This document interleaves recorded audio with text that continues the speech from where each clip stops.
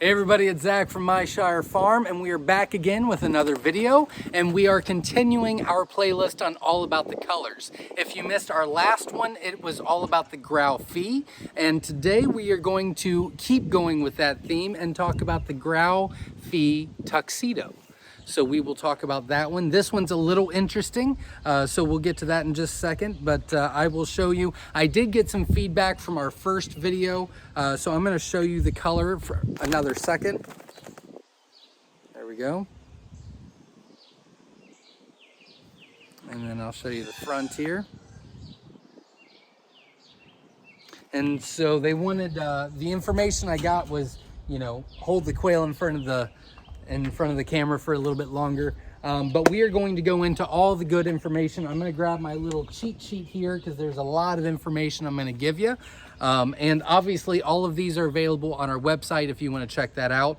But that is called the Grau tuxedo, and I've already shown you what it looks like. The males and the females do look the same. They do need to be vent sexed between 6 and 8 weeks old. I do have a video on that about how to vent sex. You can just type into the YouTube search bar how to vent sex by Myshire Farm. That video will show up for you. The highlights of this specific color is it's a very good hatch rate on chipped eggs. So they're doing great as far as fertile and easy to hatch. It does still carry the feed gene, which we've talked about before. We have a video about just about the feed gene. It's in our genetics playlist if you want to know more about that, but you get a lot of really fun and interesting colors by working with the feed gene. So it does carry that. It is a fantastic layer. In fact, one of the best layers that we have. And then the egg size is actually really, really good. So those are the highlights of the Grau Tux. The average weight is 9.1 for the males, 9.3 for the females. So it is on the higher end of standard, but it is considered a standard Coturnix quail. And then the average egg size is 12.7 grams, which is a fairly decent sized egg. The production lifespan on them is 325 eggs for the first year, 320 eggs for the second year. So they really stay very consistent. Their production is about 2 years and 6 months. And that is if you're giving them artificial light and they're laying all throughout the year, all year long. About 2 years and 6 months, and then it starts dropping off dramatically. I don't have that specific number in front of me, but once it like lowers by 50%, we just stop counting. So at about 2 years and 6 months, that's when the egg production really starts to drop off. The average hatch rate on chipped eggs that we've gotten back from our customers is a 75% hatch rate, which is a little bit higher than our average, which is nice. And then the hatching true is about 50%. And let me explain that to you for just a second. So with tuxedos, that is a color that you need to combine colors to get, right? So with that, tuxedos will never be able to hatch 100% true no matter where you get them from. So with tuxedos, it is 50% tuxedo, 25% Grau fee that we've done a video on before, and 25% white, okay? And that's normal with tuxedos in general. So it's 50% Grau tux, 25% Grau fee, and 25% white.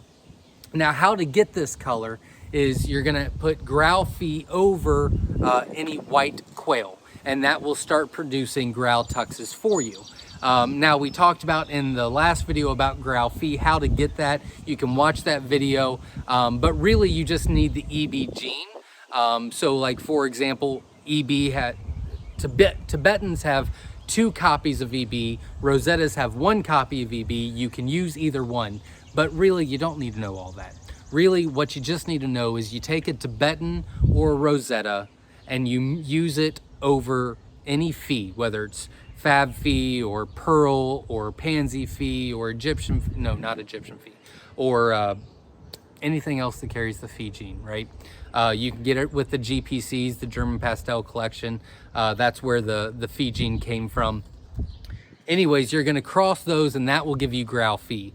Then you'll take the Grau fee and you'll put it with a white and that will start producing you Grau fee tuxedos. Hopefully you learned a little bit there, probably more than what you wanted to. I apologize, I went on a little tangent there. But we're going to continue this All About the Colors playlist. I have not updated it for about 2 years, going on 3 now, and people really do enjoy that, knowing what to look for, what to expect, and things like that. It's a fantastic quail. I would say it's for not quite a beginner. I really recommend the feather sexables for beginners, but you know, the Grau fee tuxedo is a great productive quail. So if you're going to get into production as far as selling your eating eggs or selling hatching eggs or whatever the case may be, you get a lot of eggs throughout the year with the Grau fees.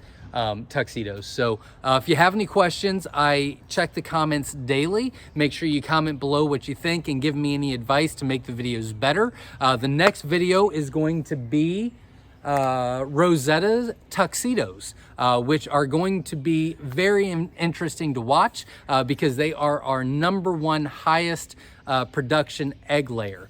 So keep that in mind. We'll be posting the next video shortly. Stay tuned. Obviously, like and subscribe. And if you have any questions, again, you can comment below. But we also do a live every Sunday at 7 p.m. Eastern Standard Time right here on our YouTube channel. And make sure you check out our website, myshirefarm.com, that has all the colors and descriptions about them.